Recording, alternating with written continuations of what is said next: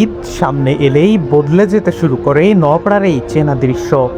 Rail স্টেশনের পাশের ঐতিহ্যবাহী গোহাটখোলা তখন শুধুই একটি বাজার থাকে না, হয়ে ওঠে কোরবানির প্রস্তুতি, মানুষের ব্যস্ততা আর জীবনের নানা গল্পের এক বড় গরু নেট ছিল কয়টা এবার? আমি একটা গরু নিয়ে কখন আসছেন? আইডি ভালো তোমার ক্রেতা এমনি কেমন দেখছেন আপনি? এটা কোন ভালো ভোর থেকেই দূর দূরান্তের গ্রাম থেকে আসতে শুরু করেন কৃষক আর ব্যাপারীরা। কেউ নিয়ে এসেছেন ছোট গরু, কেউ বড়। হাট জুড়ে চলছে দরদাম, ক্রেতাদের ভিড় আর পশু দেখাদেখি। সপ্তাহের শুরুতে ক্রেতা কিছুটা কম থাকলেও ঈদের একদিন আগে এসে জমে উঠেছে পুরো বাজার। বেলা বাড়ার সঙ্গে সঙ্গে বাড়ছে মানুষের কোলাহল। তবে এই হাটের প্রতিটি গরুর পিছনেই থাকে আলাদা গল্প। অনেক কৃষকের কাছে এগুলা শুধু পশু নয়, দীর্ঘদিনের যত্ন আর পরিশ্রমের অংশ। কেমন দামের গরু আসলে বেশি বিক্রি হচ্ছে এখানে? এমন দামে আর দাম খারাপও না মেলা ভালো না এরকম।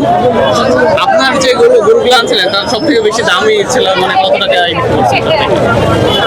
1,60,000 পর্যন্ত বেশি। ক্রেতা কি সন্তুষ্ট আপনারা এবার মনে হয় রাস্তা থেকে এসে? হ্যাঁ, সন্তুষ্ট। নিজের হাতে বড় করে তোলা গরুটিকে বিক্রি করতে এসে অনেকের চোখেই দেখা যায় মায়া আর নীরব কষ্ট।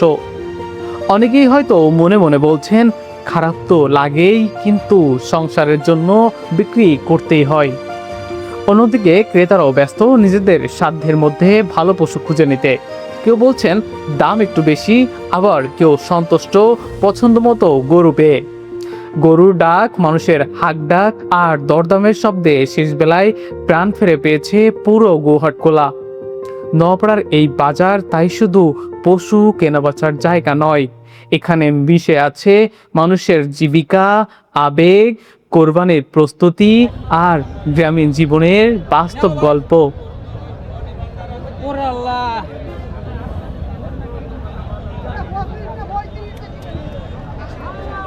এই যে সেই গরু ভাই।